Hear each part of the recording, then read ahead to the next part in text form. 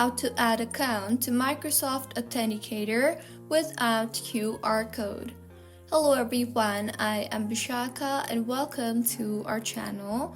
Now, let's get right into the tutorial.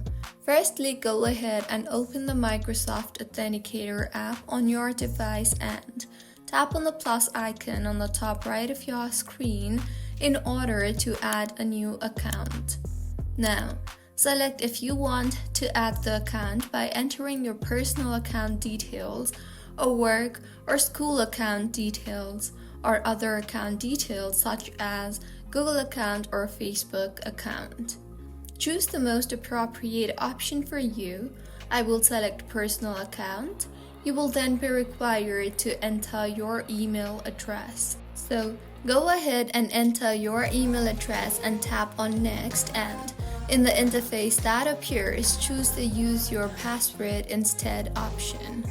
Now, go ahead and enter your password and tap on the sign in button. You will further be required to verify that it's you, so request a code on your email address and not on the Authenticator app.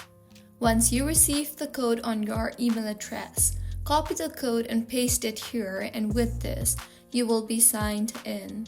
So, this is how you can add account to Microsoft Authenticator without QR code.